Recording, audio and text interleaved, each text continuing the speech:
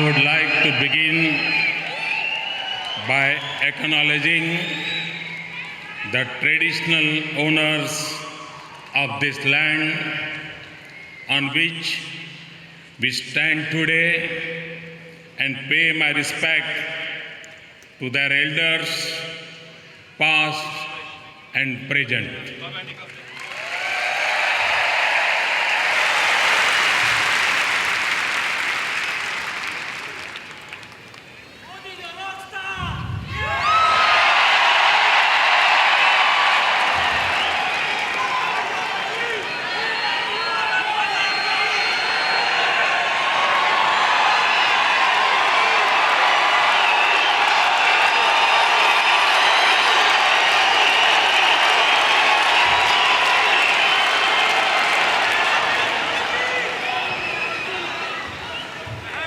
या उपस्थित present over here.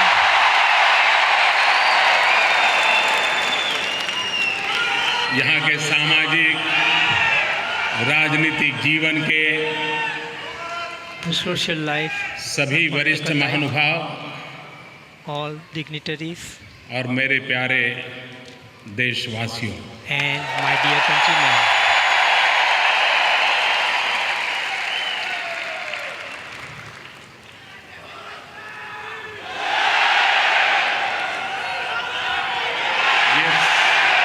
ये स्वागत,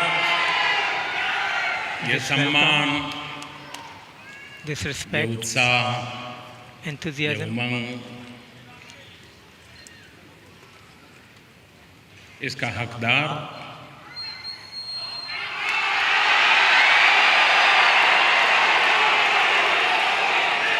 the person privileged to receive this.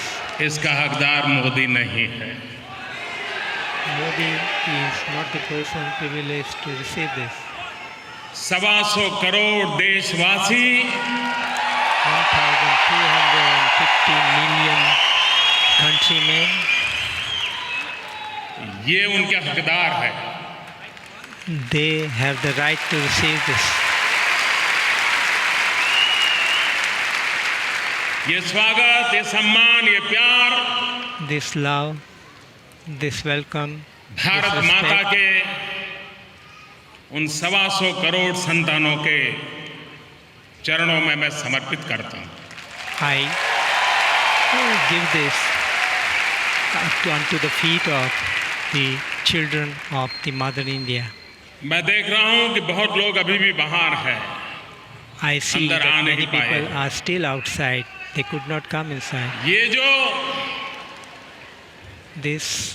ये जो नज़ारा This सिडनी में दिखाई दे रहा है, this grand program that we see in Sydney, ये नज़ारा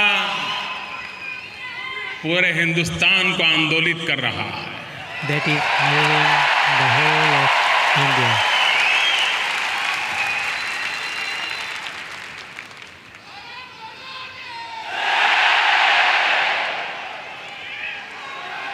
कभी स्वामी विवेकानंद जी के शब्दों को याद करते हैं We remember the words of Swami Vivekananda. तो हम कल्पना नहीं कर सकते You cannot imagine कि हमारे इन महापुरुष कितने दीर्घदृष्टा थे। that this great man of ours had आजादी such a के long ठीक sight. 50 साल पहले Just 50 years before independence, Swami Vivekananda ji ने कहा था Swami Vivekananda had said कि 50 साल के लिए that for 50 years, भारत के लोग the people of India, अपने देवी देवताओं को भूल जाए। they should forget कोई our कल्पना कर gods सकता and है? goddesses.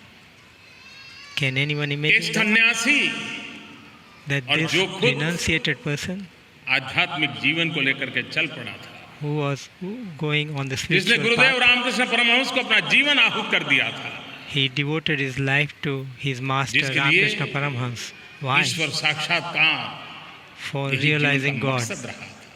That was his वो goal. सन्यासी That देश renunciated की person आजादी के 50 साल पहले कह रहा है says कि 50 years 50 before साल के the लिए independence of the country, हाँ, that for अपने 50 देवी years, देवताओं को भूल जाओ please forget और your सिर्फ demigods सिर्फ and demigoddesses. भारत माता की पूजा करो, And दुनिया में फिर एक just बार भारत worship माता की। Mother India.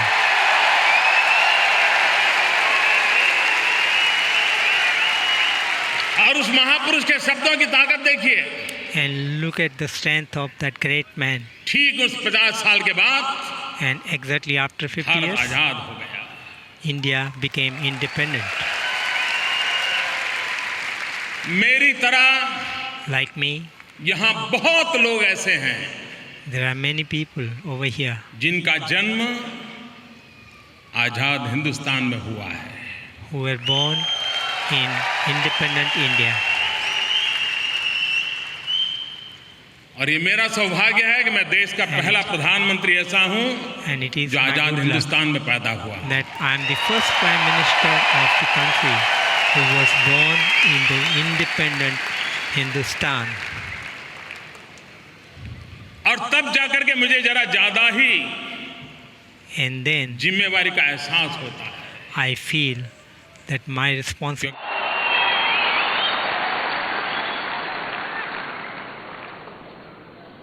और तब जाकर के मुझे जरा ज्यादा ही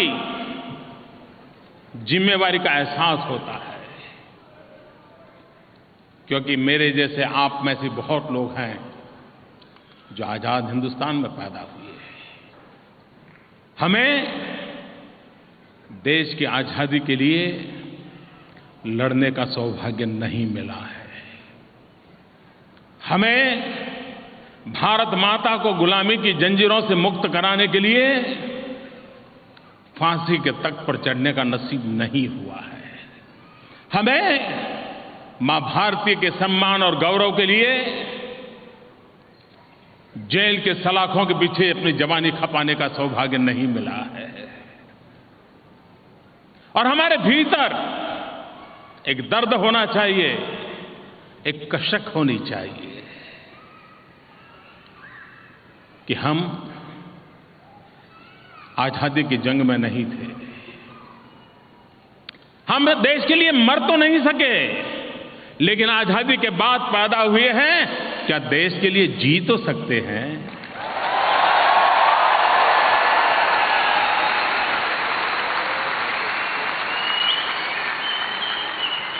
हर किसी के नसीब में देश के लिए मरना नहीं होता है, देश के लिए जीना हर किसी के नसीब में होता है। और इसलिए हमारा संकल्प रहना चाहिए, हम जिएंगे तो भी देश के लिए,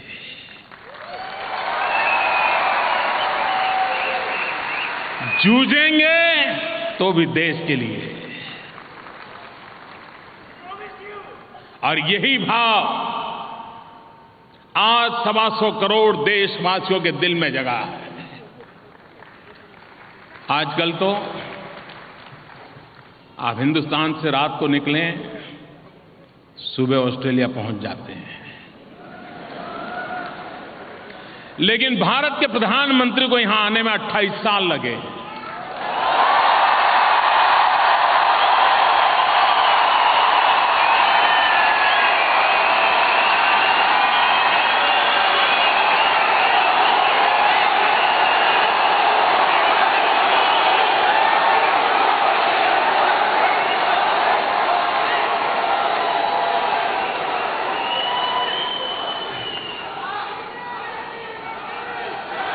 मैं आपको विश्वास दिलाने आया हूं,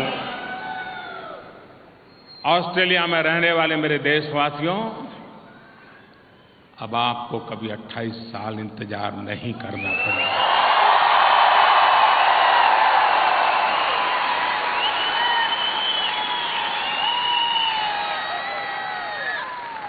जितना हक हिंदुस्तान में रहने वाले हिंदुस्तानियों का है, उतना ही हक यहां पर रहने वाले मेरे देशवासियों का है।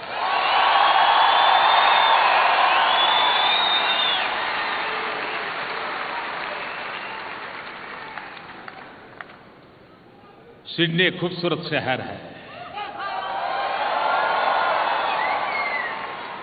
ऑस्ट्रेलिया एक खूबसूरत देश है।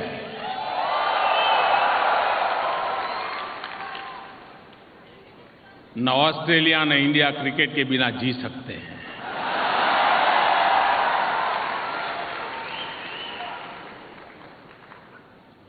क्रिकेट ने हमें जोड़ा है, लेकिन उससे पहले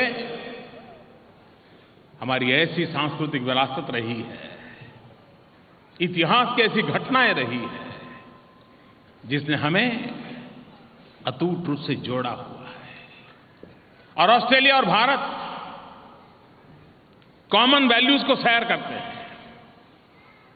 लोकतंत्र हम दोनों देशों की धरोहर है और विश्व लोकतांत्रिक शक्तियों को आज गौरव के भाव से देखता है।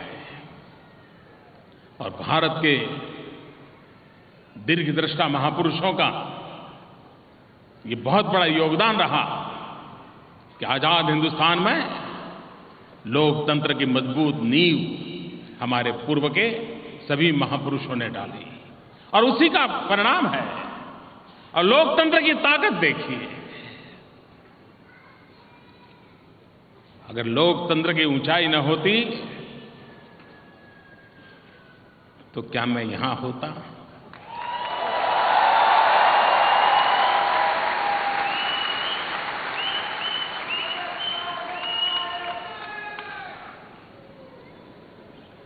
भारत के लोकतंत्र की उस ताकत को हम पहचानें कि जहां सामान्य से सामान्य इंसान भी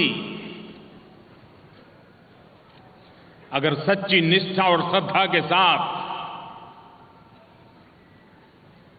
देश के लोगों के लिए जीना तय करता है तो देश भी उसके लिए मरना तय करता है।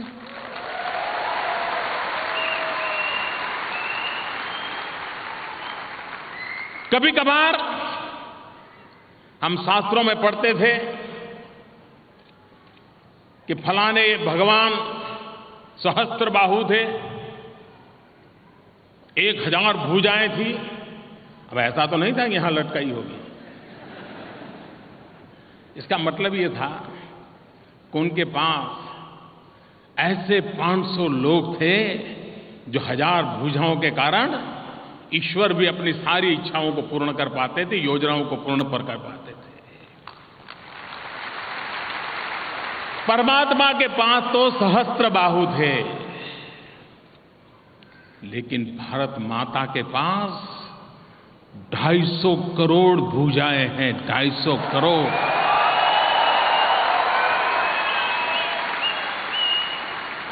जिस देवी के पास, जिस भारत मां के पास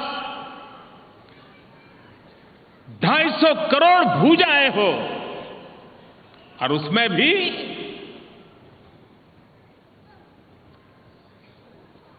200 करोड़ भुजाएं तो 35 साल से कम आयु की है।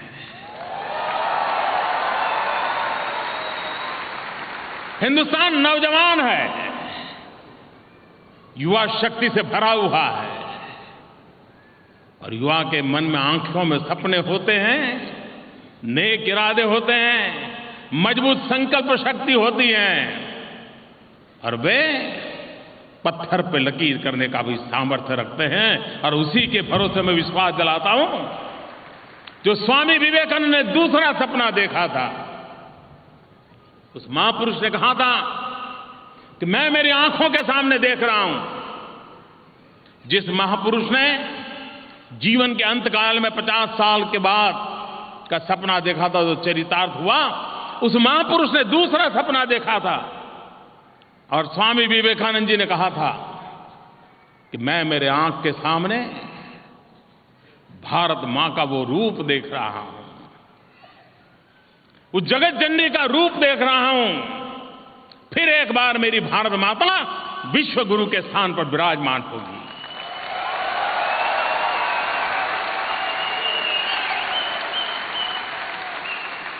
वो विश्व का नेतृत्व करती होगी, वो विश्व की आशा आकांक्षाओं की पूर्ति का सामर्थ्य रखती होगी। मेरी स्वामी विवेकानंद जी की इस दीर्घदृष्टा पर अपार श्रद्धा है और इसलिए मैं भी विश्वास से कहता हूं कि विवेकानंद जी कभी गलत नहीं हो सकते।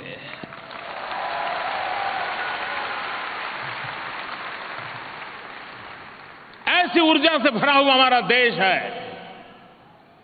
और मैं 6 महीने के, मेरे बहुत अल्पकाल का समय का मेरा अनुभव है।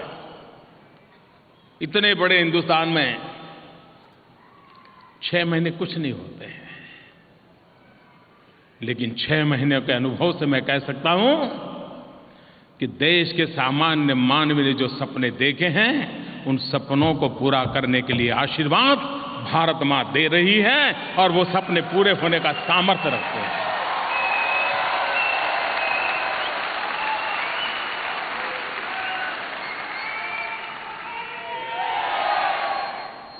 मैं आपसे पूछना चाहता हूं, जो भरोसा मेरा है आपका है क्या? आपको विश्वास है ये देश फिर से उठ खड़ा होगा, ये देश ताकतवर बनेगा, हम सामर्थ्य के साथ मानव जाति की सेवा कर पाएंगे, विश्व को संकटों से मुक्ति दिलाने का देश में सामर्थ्य होगा? अगर आपकी वाणी में जो ताकत है वो सामान्य मानवी की ताकत, वो वाणी कभी ईश्वर की वाणी बन जाती है।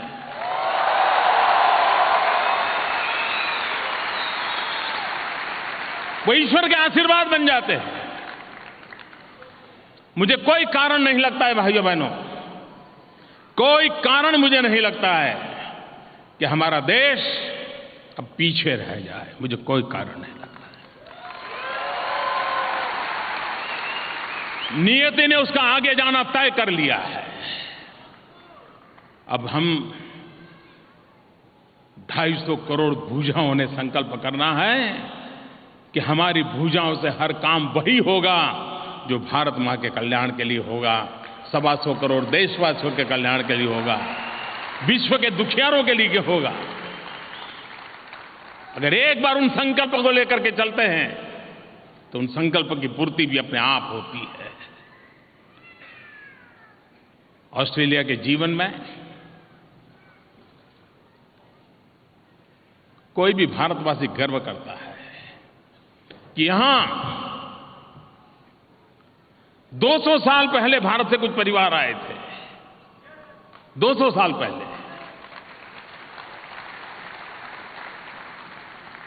और भारतीयों का यहां का जीवन हर हिंदुस्तानी को गर्व करा रहा है, गर्व दे रहा है। आपने ऑस्ट्रेलिया को अपना बना लिया है। आपके वाणी से, वर्तन से, व्यवहार से, विचार से, जिन मूल्यों को लेकर के आप जी रहे हैं, उसके कारण ऑस्ट्रेलिया का भी हर नागरिक आपसे अपनापन महसूस करता है। और मैं मानता हूं, एक भारतीय के नाते यही हमारा सबसे बड़ा दायित्व होता है कि जो हमारी कर्मभूमि हो, उस कर्मभूमि के साथ हमारा लगाव भी इतना होना चाहिए, हमारा समर्पण भी इतना होना चाहिए, और जो हमारे भारतीय भाई बहन आज यहां ऑस्ट्रेलिया की धरती पर कर रहे हैं।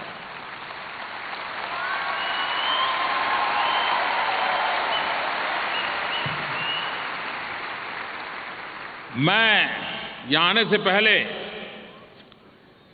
कुछ चीजें देख रहा था, मुझे जो देख करके इतना आनंद हुआ, और मैं आज सबका उल्लेख तो नहीं कर पाऊंगा। जिनका उल्लेख रह जाए वो मुझे क्षमा करें।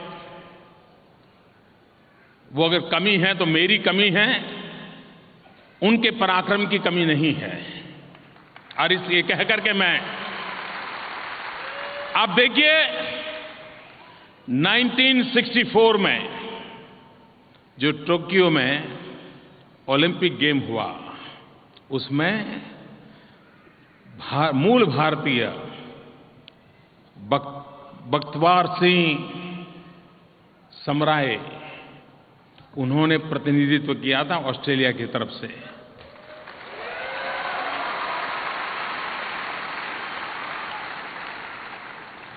देख,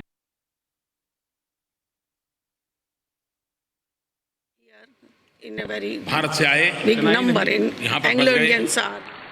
यहाँ पर बहुत बड़ी तादाद में एंग्लो इंडियन रहते हैं। भारत से आए, यहाँ पर बस गए, एरिक पियर्स, जिनका जन्म जबलपुर में हुआ था और ओलंपिक में हॉकी को रिप्रेजेंट किया था उन्होंने ऑस्ट्रेलिया की तरफ से।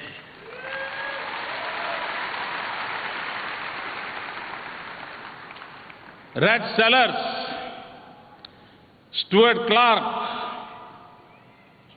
ये दोनों एंग्लो इंडियन थे, भारत से आए थे, लेकिन ऑस्ट्रेलिया को क्रिकेट की दुनिया में उन्होंने अपनी जगह बना दी थी। ये उनका योगदान था। लीसा स्थालेकर पुणे में जन्मी और महिलाओं के क्रिकेट की दुनिया में 2013 तक 1000 रन बनाना और 100 विकेट लेने का उसका रिकॉर्ड है। एक भारतीय मूल की बेटी ऑस्ट्रेलिया की तरफ से खेल रही थी। अक्षय वेंकटेश, भारतीय मूल के ऑस्ट्रेलियन, 12 साल की उम्र में international physics olympiad and international maths olympiad, उसमें विश्व में अपना डंका बजा दिया था, ऑस्ट्रेलिया का नाम रोशन किया था। यही के हमारे ये सामर्थ्यवान लोग, मथई वर्गीस मूल भारतीय मूल के थे, वाया अफ्रीका, वहाँ ऑस्ट्रेलिया पहुंचे। मैथमेटिशियन के नाते उन्होंने अपना नाम बनाया था। थारिनी मुदालियर साउथ अफ्रीका में जन्मी, मूल भारतीय, और एक्ट्रेस और सिंगर के रूप में पूरे ऑस्ट्रेलिया में वो जाने जाने लगी। इंदिरा नायडू, मूल भारतीय की ऑस्ट्रेलियन, एक लेखिका के रूप में, एक जर्नलिस्ट के रूप में और यूएन में सेवाएं देने के रूप में आज भी हर भारतीय ऐसे नामों पर गर्व कर सकता है। इसके सिवाय भी बहुत सारे नाम होंगे जो भारतीय मूल के लोग हैं, जिन्होंने ऑस्ट्रेलिया में अपने आप को ऐसा खपा दिया, अपना आप को ऐसा समर्पित कर दिया कि ऑस्ट्रेलिया के जीवन को में भिन्न भिन्न क्षेत्रों में ऑस्ट्रेलिया का नाम रोशन हो, उसमें उनका योगदान रहा है। और यही हमारी ताकत है। एक भारतीयता के गौरव के लिए, भारतीय होने के नाते विश्व में हम जहां हों वहां के लोगों का हम प्रेम संपादन करें, मिलजुल करके उनके जीवन को बनाने में हम अपना योगदान करें। हमारे पास जो श्रेष्ठ है वो जगत को काम आए और उसी के लिए हम एक माध्यम बने। और उस भूमिका से जो आप भूमिका अदा कर रहे हैं, इसलिए मैं आप सबको हृदय से बहुत बहुत बधाई देता हूं। मैं आप सबका बहुत बहुत अभिनंदन करता हूं।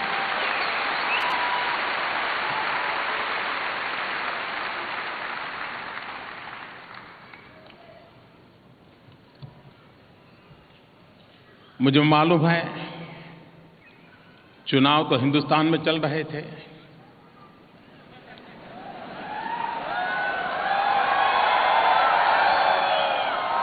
आपकी उंगली पर तो टीका लगने वाला नहीं था, आपका तो मतदान होना नहीं था, लेकिन मुझे मालूम है उस चुनाव का कोई पल ऐसा नहीं था जिससे आप जुड़े नहीं थे।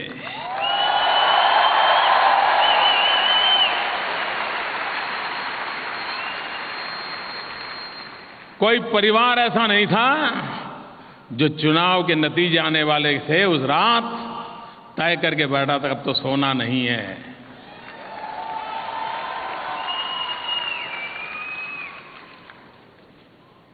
ये जो भारत में राजनीतिक परिवर्तन के लिए विश्व भर में फैले हुए भारतीय समुदाय का जो उमंग था, वो उमंग कौन जीते कौन हारे इसके लिए नहीं था, किसकी सत्ता बने किसकी न बने इसके लिए नहीं था।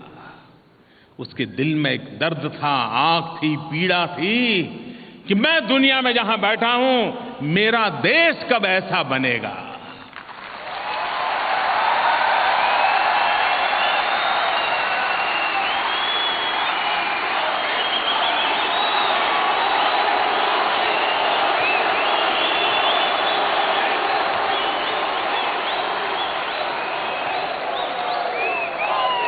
उसके लिए चुनाव उज्जवल भारत के भविष्य के सपनों से जुड़ा हुआ था। उसके लिए चुनाव राजनीतिक उठापटक का खेल नहीं था, जय और पराजय का खेल नहीं था। उसके दिल में तो एक ही आवाज थी, भारत माता की जय। उसके मन में एक ही भाव था, भारत माता की जय। और भारत माता की जय का मतलब होता है भारत के जो कोटि कोटि लोग जो आज भी गरीबी में जिंदगी गुजार रहे हैं, कितने परिवार हैं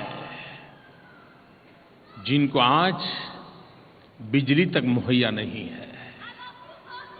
आजादी के इतने सालों के बाद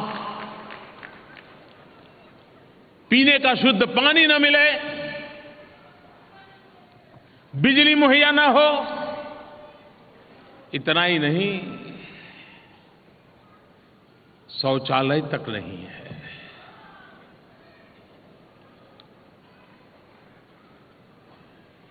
कई लोगों के मन में बहुत बड़े बड़े काम करने के सपने होते हैं, वो सपने उनको मुबारक।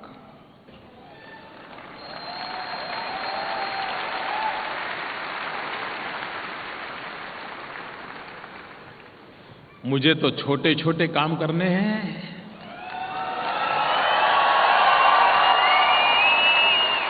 छोटे छोटे लोगों के लिए करने हैं और छोटे लोगों को बड़ा बनाने के लिए करने हैं।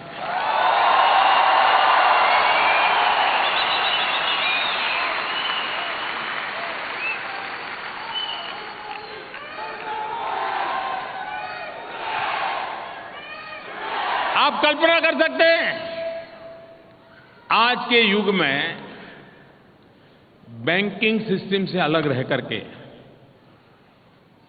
आर्थिक व्यवस्था की मुख्य धारा के बाहर रह करके कोई आर्थिक विकास में भागीदार बन सकता है क्या? हर किसी के लिए बैंक अकाउंट इतनी सामान्य बात है। हमारे देश में बैंकों का राष्ट्रीयकरण हुआ था और ये सपना देखा गया था, गरीब से गरीब व्यक्ति बैंक में जा पाएगा। आपने भी किसी गरीब को बैंक में नहीं देखा होगा। जब हिंदुस्तान में थे कभी देखा था? अब मैंने सपना लिया है कि मैं चाहता हूं गरीब का बैंक में खाता हो।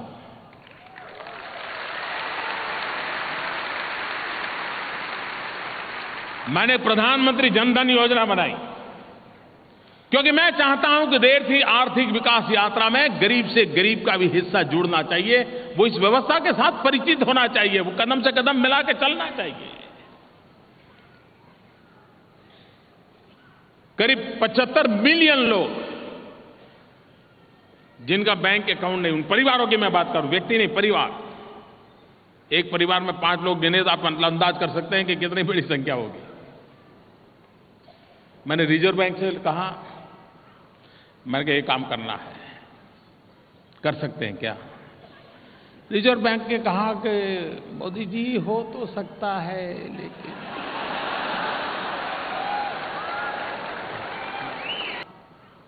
मैंने कहा ये काम करना है, कर सकते हैं क्या?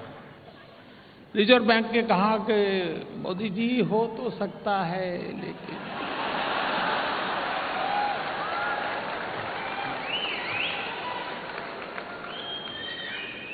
अब प्रधानमंत्री को मना तो कोई करता नहीं।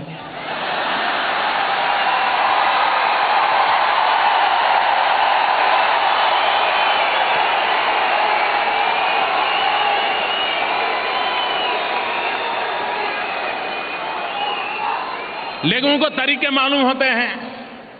उन्होंने कहा साहब 3 साल लगेंगे। मैंने कहा भाई 3 साल के बाद क्या, सूरज कब उगेगा?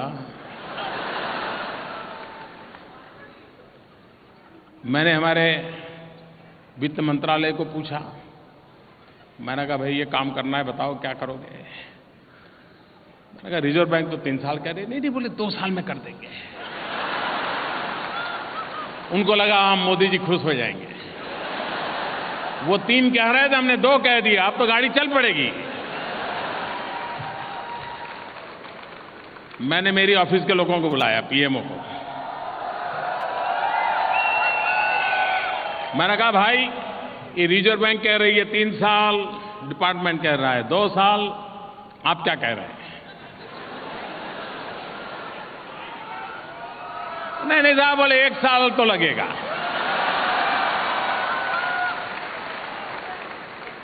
अब हमने सबको सुन लिया और हमने कहा 15 अगस्त को लाल किले पर से बोल दिया।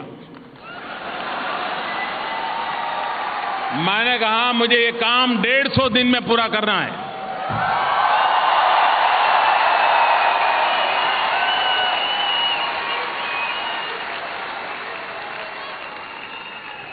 दोस्तों, पिछले 68 इयर्स में 1 साल में औसत 1 करोड़ बैंक अकाउंट खुलते थे, 10 मिलियन।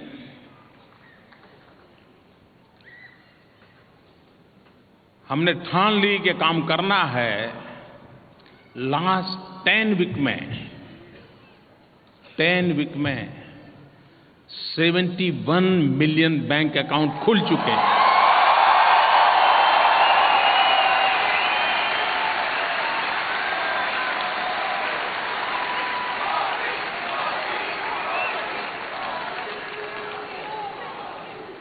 सरकार वही, मुलाजिम वही, दफ्तर वही, फाइल वही, आदत वही, लोग भी वही।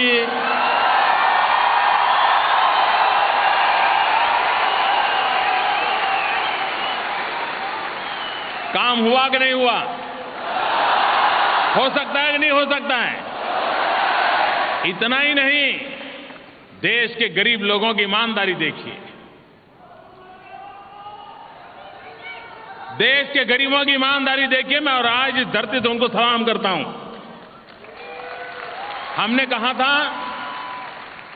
मुझे गरीबों को बैंक अकाउंट खोल करके उनको मुख्य धारा में लाना है। अब उसके पास तो बेचारे को बैंक खाता खोलने के लिए 5 रुपया 10 रुपये भी तो नहीं है। तो हमने नियम बनाया, 0 बैलेंस से बैंक अकाउंट खुलेगा। लेकिन आप सब गर्व से कर सकते हो, 0 बैलेंस से जिनका बैंक अकाउंट खोलना था, ऐसे गरीब परिवार के लोगों ने मन में ये सोचा नहीं, मुफ्त में क्यों करें।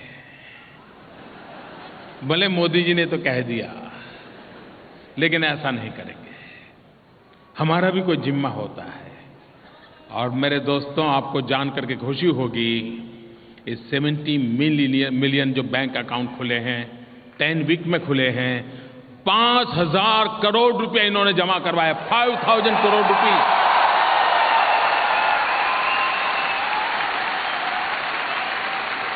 किसी ने 100 रुपया, किसी ने 200 रुपया। उसको लगता है कि मैं एक मुख्य धारा से जुड़ रहा हूं। मेरा कहने का तात्पर्य है दोस्तों कि एक बार हम हमारे देश के लोगों की ताकत को कम ना आके, हमारी व्यवस्थाओं की ताकत कम ना आके, हम व्यवस्थाओं पर भरोसा करें, देशवासियों पर भरोसा करें और उनको सही दिशा में ले जाने के लिए अगर उंगली पकड़ करके चलने की कोशिश करें, वो हमसे भी आगे दौड़ने के लिए तैयार होते हैं।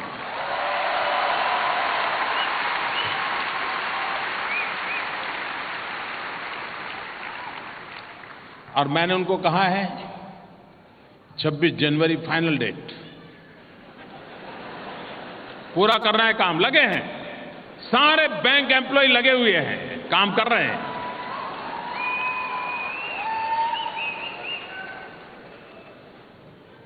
2 अक्टूबर से मैंने काम उठाया स्वच्छ भारत का।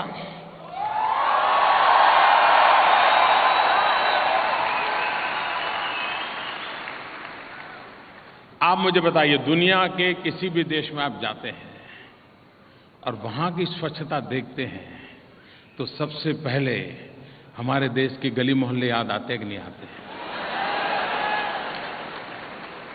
हम यहां आकर के कभी गंदगी करते हैं क्या? लेकिन भारत में जाते ही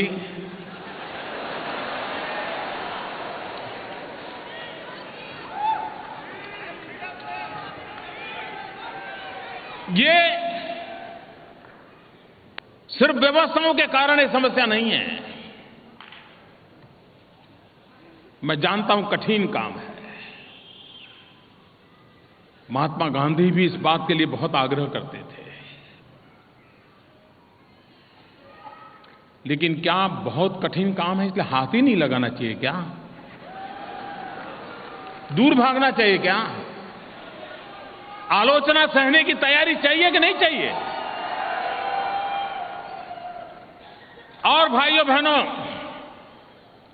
मैंने एक बहुत बड़ा संकट मोल लिया है, जानबूझकर के मोला है। जो लोग 1857 के स्वातंत्र संग्राम में लड़ पड़े थे, शहीद हो गए थे, उनको अपने जीते जी देश की आजादी देखने को नहीं मिली थी। लेकिन वो अगर ये सोचते हैं कि मेरे जीते जी आजादी मिले तभी तो मैं मरने को तैयार हूं, तो कभी आजादी नहीं मिल सकती।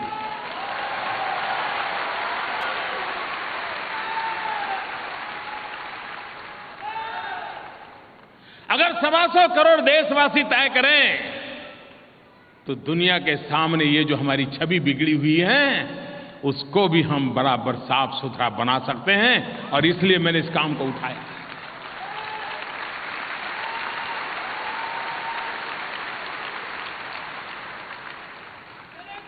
शौचालय बनाने में लगा हूं। बताइए, ये देश का प्रधानमंत्री आज एक ही काम कर रहा है, शौचालय बनाओ।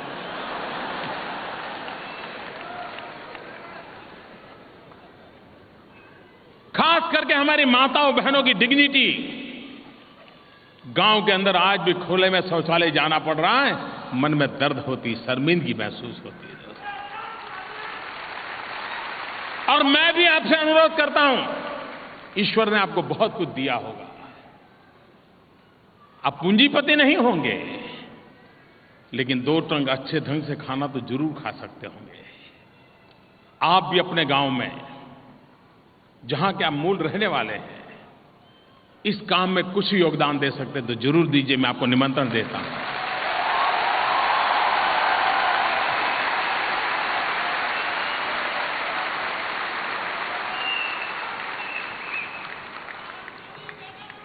स्वच्छता जो है वो ऐसा क्षेत्र है, क्योंकि गंदगी है जो बीमारी को लाती है, और जब बीमारी आती है तो औसत एवरेज एक गरीब परिवार को करीब करीब 6 से 7 हजार रुपया का बोझ आता है, एवरेज, बीमारी के कारण। अगर हम स्वच्छता का अभियान लेते हैं तो गरीबों की इससे बड़ी कोई सेवा नहीं होती है। और इसलिए आपके दिल में भारत के लिए सेवा करने का कोई भी भाव है, उस भाव का प्रकटीकरण इस स्वच्छता के माध्यम से हो सकता है। दोस्तों, और इसलिए मैं बहुत पहले जब ऑस्ट्रेलिया आया था, यहां काफी मेरा मिलना जुला हुआ हो, कई बार आना हुआ है, यहां के लोगों से मिलता था, बात करता था, तो मुझे कई लोग पूछते थे, आप ऑस्ट्रेलिया से आप क्या सीखेंगे, आप क्या कहेंगे हमें, ऑस्ट्रेलिया से क्या सीखना चाहिए। एक बात मेरे मन को हमेशा छूती थी, और वो थी dignity of labour.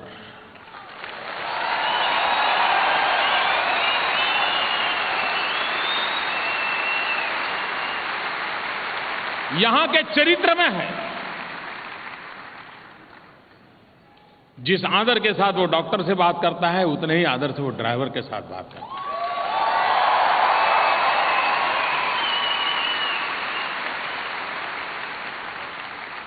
Research scientist के नाते काम करता है तो कभी करता है कि वीकेंड पर ड्राइविंग करूंगा, तो वीकेंड पर ड्राइविंग करने चला जाता है और टैक्सी चलाता है। ये डिग्निटी ऑफ लेबर, ये ऑस्ट्रेलिया से सीखने वाला विषय है।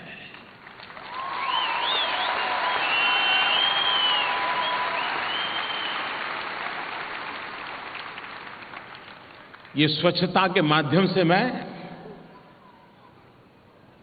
इस बात को गर्व देना चाहता हूँ, ये गौरव देना चाहता हूँ कि ये सफाई करना, ये कूड़ा कचरा उठाना, ये बिलो डिग्निटी नहीं है, ये बहुत इज्जत वाला काम है। और हम भारत में हम लोगों का स्वभाव क्या हो गया है, अगर कोई अपने घर कूड़ा कचरा उठाने के लिए आ जाए तो हम क्या कहते हैं, कचरा वाला आया है। हकीकत वो कचरे वाला नहीं है, वो सफाई वाला है।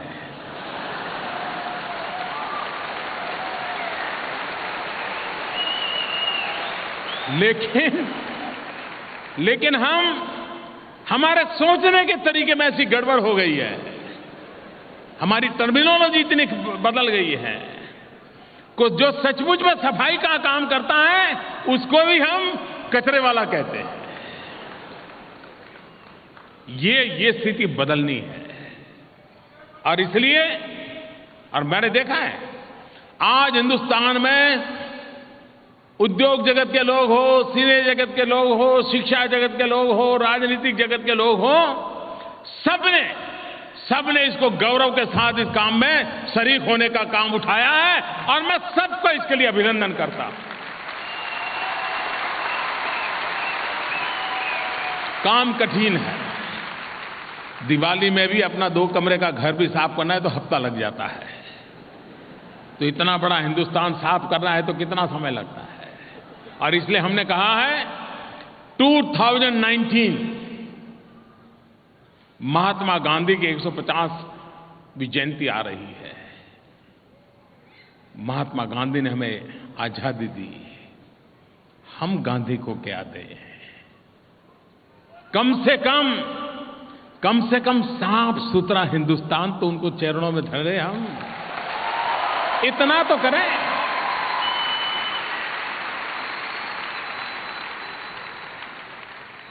दो 2019 तक इस बात को मैं आगे बढ़ाना चाहता हूं और यही चीजें हैं। अगर बीमारी जाती है तो गरीब को फायदा होता है, लेकिन स्वच्छता आती है तो टूरिज्म इतना तेजी से बढ़ेगा जिसकी हम कल्पना नहीं कर सकते। हिंदुस्तान के पास क्या नहीं है दुनिया को देने के लिए, दिखाने के लिए। पूरे विश्व के पास जितना है उतना अकेले एक हिंदुस्तान के पास है। हिम्मत के साथ अगर अब दुनिया को जाए, लोग आ जाएंगे।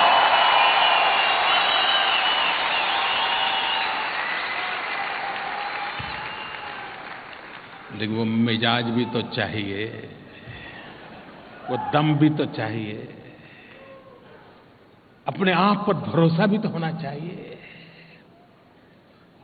इतनी चीज, पुरातन चीजें हमारे पास है, विश्व को हम आकर्षित कर सकते हैं, लेकिन शुरुआत ही ऐसी होती यार, पता नहीं, और बात वहीं अटक जाती है।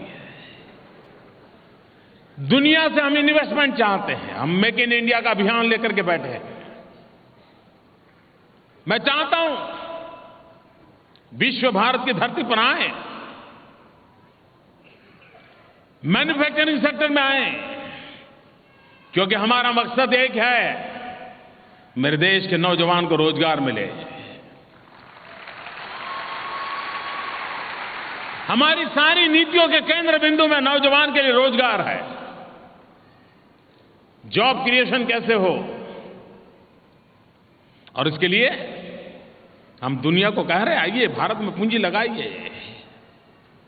जिस देश के पास इतने नौजवान हो, वो देश के नौजवान अपने कौशल्य के द्वारा, अपने सामर्थ्य के द्वारा दुनिया को क्या कुछ नहीं दे सकते हैं।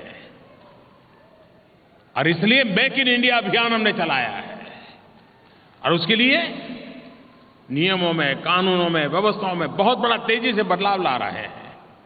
गुड गवर्नेंस से सबसे बड़ी आवश्यकता है। लेकिन पूंजी निवेश के लिए भी कोई आएगा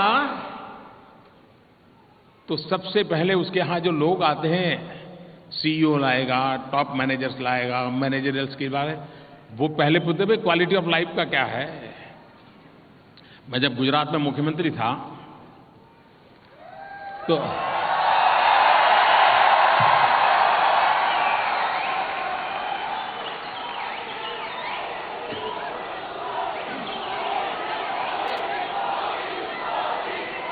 तो हम जापान के साथ हम चाहते थे कि जापान हमसे जुड़े, जापान के लोग हमारे आए।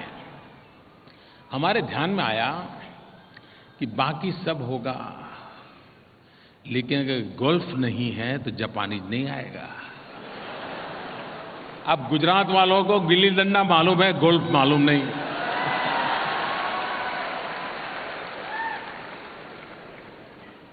आगे कर हमने प्राइवेट पार्टी को कहा, हमारे कहा भाई तुम गोल्फ के लिए कुछ व्यवस्थाएं करो, मुझे इन्वेस्टमेंट चाहिए। कहने का तात्पर्य यह है कि कोई भी पूंजी निवेश के लिए आता है तो वो उसके अपने प्रमुख लोगों के लिए मैनेजरल स्किल जिनका है वो क्वालिटी ऑफ लाइफ चाहता है। ये भारत की जिम्मेवारी बनती है कि हम उस क्वालिटी ऑफ लाइफ को लिए लोगों को ऑफर करें ताकि पूंजी निवेश के साथ उसके जो लोग आए उनके जीवन को भी एक स्तर से रहने का अवसर मिले, अच्छी शिक्षा मिले, अच्छी हेल्थ केयर मिले, अच्छा जीवन जीने का अवसर मिले। इन सारी चीजें जुड़ी हुई है। हम सिर्फ सरकार की नीतियां बनाएं और लोगों को कहेंगे ये टैक्स फ्री करेंगे, वो फ्री करेंगे, ये मुफ्त में देंगे, आप आ जाइए। दुनिया आती नहीं है, उसके लिए व्यवस्थाएं विकसित करनी पड़ती होती है, एनवायरनमेंट बनाना होता है। मेक इन इंडिया के द्वारा हमने उस दिशा में प्रयास शुरू किया है। भारत की रेलवे हम सब गर्व कर सकते हैं, लेकिन वो वहीं अटकी पड़ी है। न नया 1 किलोमीटर रेल की पटरी पर डाली जाती है, न उसकी स्पीड बढ़ती है, न पैसेंजरों के लिए जगह बढ़ती है। पैसेंजर बढ़ रहे हैं तो अंदर नहीं तो ऊपर बैठते हैं। क्या इन स्थिति का उपाय नहीं है? क्या उपाय है? बड़ी हिम्मत के साथ हमने निर्णय किया है रेलवे में 100% फॉरेन डायरेक्ट इन्वेस्टमेंट के लिए। हम दुनिया में जो लोग इस पे जानकार हैं, मैं निमंत्रित करता हूं, आइए। भारत में रेलवे के विस्तार के लिए इतनी संभावना है, रेलवे के विकास के लिए इतनी संभावना है, रेलवे में टेक्नोलॉजी अपग्रेडेशन के लिए संभावना है, और 125 करोड़ देशवासियों का मार्केट छोटी बात नहीं है जी। दुनिया में कई देश में रेलवे होगी, पैसेंजर नहीं मिलते होंगे जी।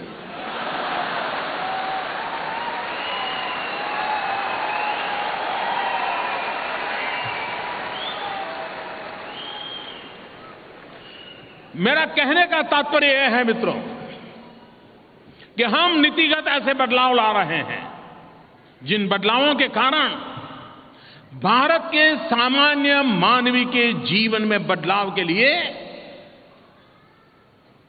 विकास की नई ऊंचाइयों को पार करने के लिए हम आगे बढ़े। अब इतना बड़ा रेलवे का नेटवर्क है, लेकिन रेलवे में आज तक क्या होता था? जिसको भी नौकरी चाहिए, अखबार में जब एडवर्टाइजमेंट आता है वो अप्लाई करता था। अप्लाई करने के बाद रेलवे वाले उसको 6 महीना 1 साल ट्रेनिंग देते थे। ट्रेनिंग आप जानते हैं, फिर सरकारी स्तर पर ट्रेनिंग होती है तो क्या होता है, फिर वो रेलवे में नौकरी में लग जाता था, तो वो रेलवे का क्या हाल होता होगा। हमने कहा कि रेलवे अपनी खुद 4 यूनिवर्सिटीज बनाए, जिसको रेलवे में नौकरी करनी है वो यूनिवर्सिटी में पढ़ाई करे, और पढ़ाई के दरमियान ही उसके अंदर वो ताकत आ जाए कि उत्तम से उत्तम वो रेलवे की सेवा करे।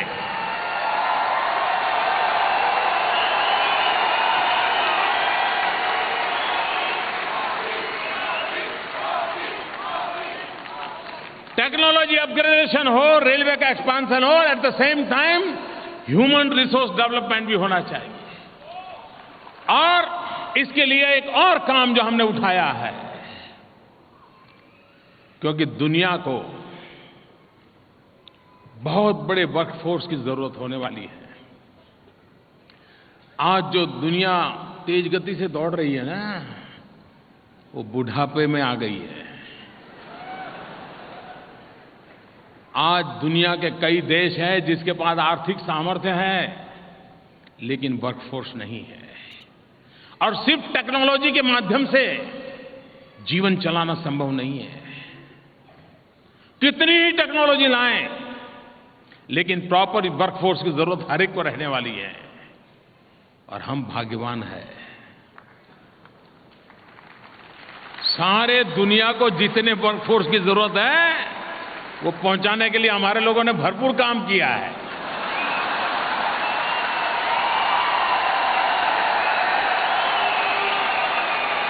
लेकिन वो अधूरा है। स्किल डेवलपमेंट आवश्यक है। स्किल डेवलपमेंट नहीं होगा और विश्व को जिस प्रकार के वर्कफोर्स की जरूरत है, वो वर्कफोर्स के लिए हम अभी से प्लान नहीं करते। हम दुनिया का मैपिंग करना चाहते हैं कि 2020 में दुनिया के किस देश में किस प्रकार के लोगों की जरूरत पड़ेगी। नर्सिंग आज भी दुनिया को जरूरत है। मैथ्स एंड साइंस के टीचर आज भी दुनिया को जरूरत है। क्या भारत वहां से डायमंड ही एक्सपोर्ट करे क्या? जेम्स एंड ज्वेलरी एक्सपोर्ट करे क्या? आलू टमाटर एक्सपोर्ट करे क्या?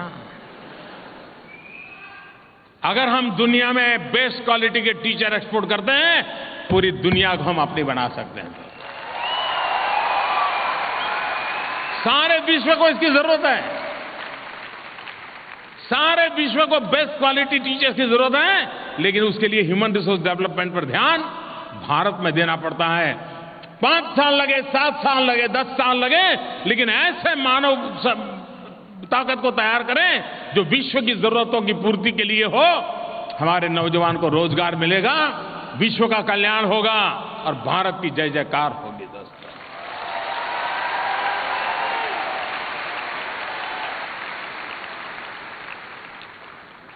विकास की नई ऊंचाइयों को अगर पार करना है,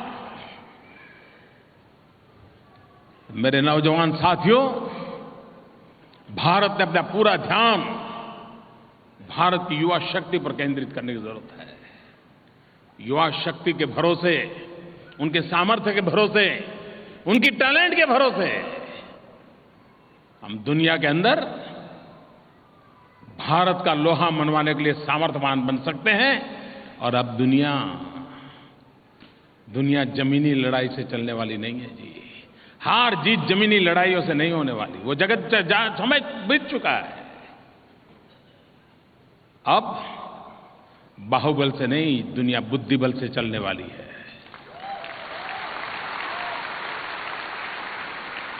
धनबल से भी ज्यादा बुद्धिबल काम करने वाला है। और उसके लिए सामर्थ्यवान नागरिकों को तैयार करना, सामर्थ्यवान नागरिकों के भरोसे विश्व की आवश्यकताओं को ध्यान में रखते हुए भारत को अपने आप को सज्ज करना होगा। और मैं आपको विश्वास दिलाता हूं मेरे भाइयों बहनों, मैं जानता हूं ये प्यार, ये आशीर्वाद, ये जय जयकार, इसके भीतर अपेक्षाएं पड़ी हैं।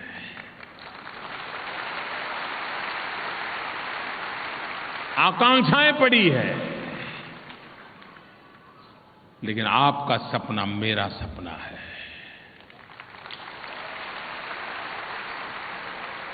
आपकी इच्छा आकांक्षा है, मेरी इच्छा आकांक्षा है। आप जिस रूप में भारत को देखना चाहते हैं, मैं भी उसी रूप में भारत को बनाना चाहता हूं। फर्क इतना है कि पहले सरकारों लगता था देश बनाएंगे। मैं मानता हूं सरकारें देश नहीं बना सकती और नहीं बनाना चाहिए। देश बनता है देशवासियों के कारण। देश बनता है देशवासियों की शक्ति के कारण। और अगर हम देशवासियों को अपनी शक्ति का भरपूर उपयोग करने का मौका दें,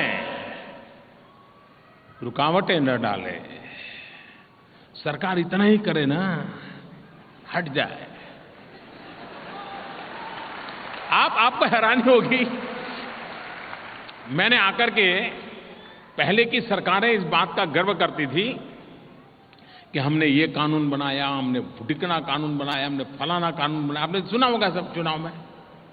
मेरी गाड़ी उल्टी है। उनको कानून बनाने में मजा आता था, मुझे कानून खत्म करने में आनंद आता है।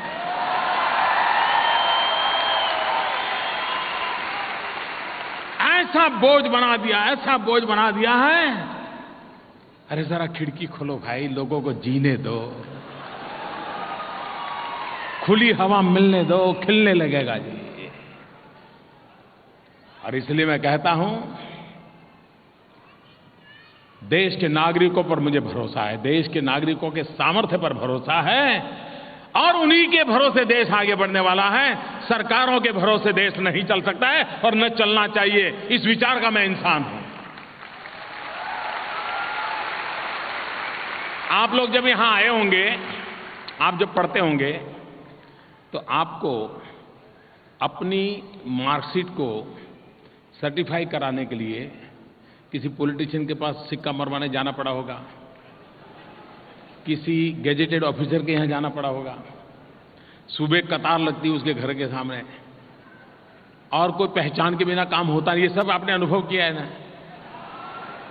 मेरे समझ में नहीं आता है कि जेरोक्स का जमाना है, क्या वो गेजेटेड ऑफिसर या वो कॉर्पोरेटर या वो एमएलए, क्या वो सर्टिफाई करे तभी हम सच्चे क्या?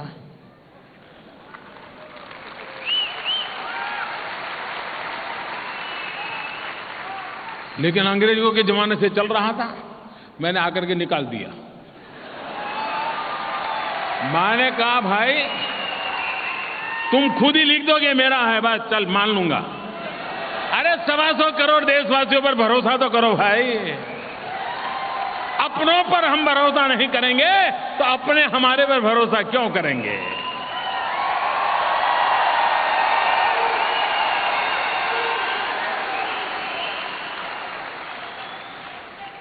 मैंने वो सारे नियमों को निकाल दिया। हां, जब नौकरी लगेगी तो तुम ओरिजिनल सर्टिफिकेट ला करके दिखा देना, बात पूरी। कहने का तात्पर्य है कि हम हमारे देशवासियों पर विश्वास करें, आशंकाएं न करें।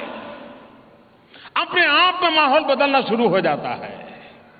अगर मैंने गरीबों पर भरोसा न किया होता तो मेरे गरीब हिंदुस्तान की बैंकों में 5,000 करोड़ रुपया नहीं लगाते दोस्त।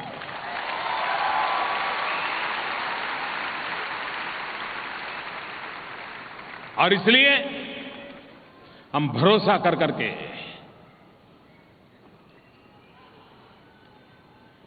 समाज की शक्ति को जोड़ करके, देशवासियों की ताकत को जोड़ करके हम देश को आगे बढ़ाना चाहते हैं।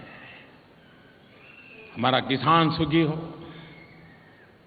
हमारी माताओं बहनों को सम्मान मिले, गौरव से जिए, हर क्षेत्र में डिग्निटी। अभी मैंने एक प्रोग्राम लॉन्च किया है, उसका नाम रखा है श्रम एव जयते। हम सत्यमेव जयते से तो परिचित थे, मैंने कहा श्रम एव जयते, डिग्निटी ऑफ लेबर। इस बात को आगे बढ़ा रहा हूं मैं। लेकिन मुझे विश्वास है भाइयों कि आपने जो मुझे प्यार दिया है, उस प्यार के माध्यम से कुछ जानकारी आपको दे दूं, ताकि कुछ बात आपकी भी बात होनी चाहिए ना। आपकी भी शिकायत होगी साहब, एम्बेसी में जाते हैं तो कोई पूछता नहीं है।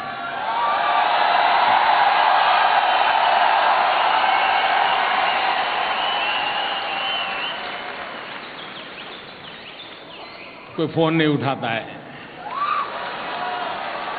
ईमेल करते हैं तो कोई जवाब नहीं देता है, और फिर छोड़ो यार मोदी जी आए लेकिन कुछ हुआ नहीं, यही होता है ना। हाँ, निराशा इतनी है, इतने बुरे दिन देखे हैं कि मन में होता है यार, लेकिन व्यवस्थाएं बदली जा सकती हैं। एक निर्णय, मैं जब अमेरिका गया था सितंबर महीने में, तो मैंने कुछ बातें कही थी, लेकिन उस समय मेडिसन स्क्वायर में जो लोग इकट्ठे हुए थे उनको भरोसा नहीं था। क्योंकि मेरे पहले भी बहुत लोग बोल के गए होंगे।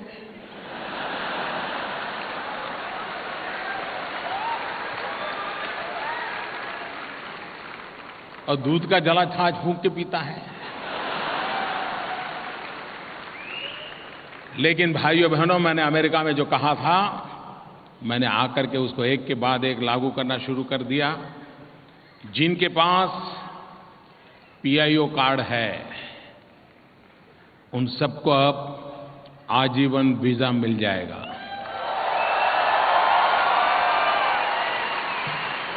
अब एम्बेसी वाले ने फोन उठाया नहीं उठाया, ईमेल का जवाब दिया नहीं दिया, हम गए तब मिला नहीं मिला, सब दूर।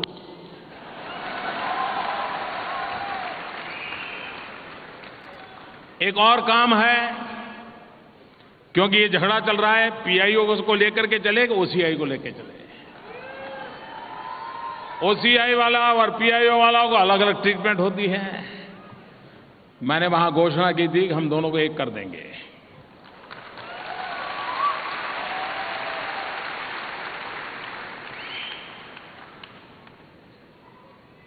इस बार प्रवासी भारतीय दिवस अहमदाबाद में होने वाला है।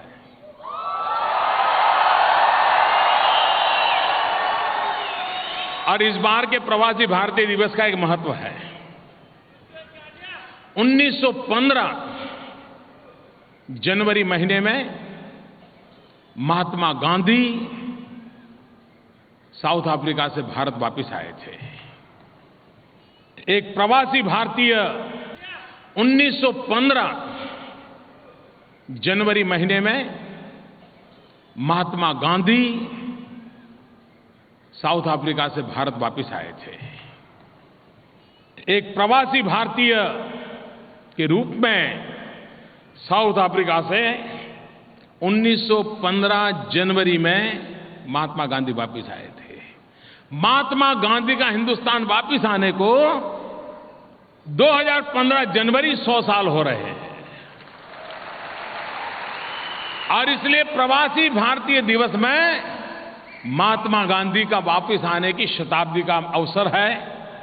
और हर विश्व में रहने वाले भारतीय को जैसे महात्मा गांधी के दिल में देश के लिए करने की ललक थी, ये ललक हर हिंदुस्तान दुनिया के किसी भी कोने में क्यों न हो, वो जलती रहे, जगती रहे। इसके लिए इस योजना को आगे बढ़ाते हुए और इसलिए ये पीआईओ और ओसीआई हमने तय किया है कि 8-9 जनवरी जब प्रवासी भारतीय दिवस होगा 2015, उसके पहले मेरी सरकार इस काम को पूरा कर देगी।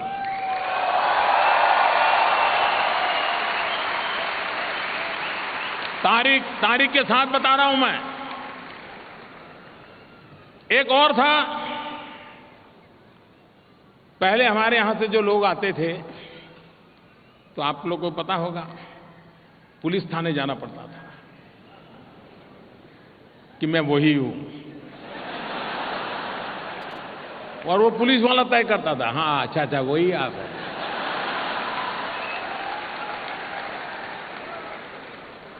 क्या मैं हैरान हूं जी।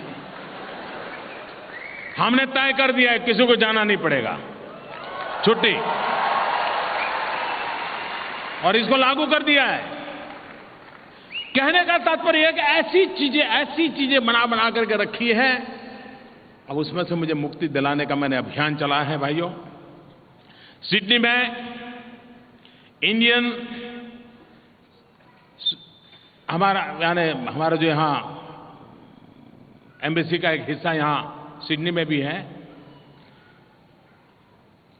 वहां का कल्चरल सेंटर आज ही मैंने सूचना दी है, फरवरी तक मैं उसको फंक्शनल करना चाहता हूं। और ये होगा। एक मेरी वेबसाइट है, आप में से इंटरेस्ट हो तो mygov.com, MYGOV। अगर शिकायत हो तो लिखिए उस पर। सुझाव है तो भी लिखिए, और आप देश के लिए कुछ करना चाहते हैं तो भी लिखिए। फरवरी में ये कल्चरल सेंटर शुरू हो जाए, इसके लिए मैं आगे बढ़ने वाला हूं। एक और महत्वपूर्ण निर्णय करना है जो शायद आपको भारत में जो टूरिज्म बढ़ाने के लिए हम चाहते हैं, आप भी ऑस्ट्रेलिया के नागरिकों को कह सकते हैं, वीजा ऑन अराइवल।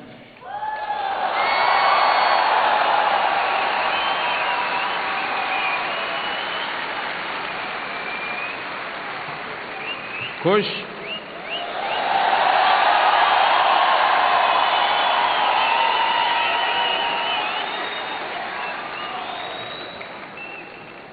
ये सुविधाएं बहुत जल्द आपको प्राप्त हो जाए, उस दिशा में हम काम कर रहे हैं। मैंने काफी समय ले लिया, मैं समझता हूं।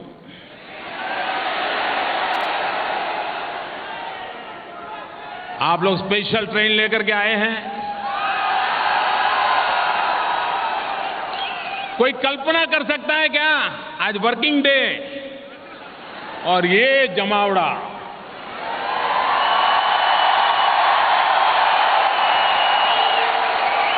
एक, दो, तीन, चार, ऊपर तो मेरी नजर भी नहीं पहुंच पा रही है।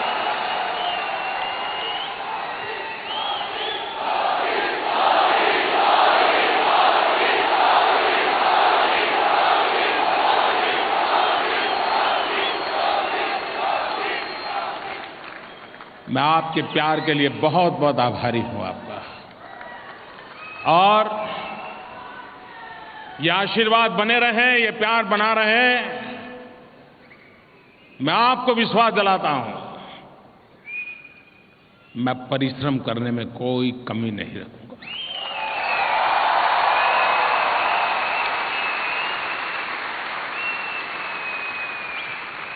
ईश्वर ने जितनी बुद्धि, समय, शक्ति दी है वो आपको समर्पित है, देशवासियों को समर्पित है।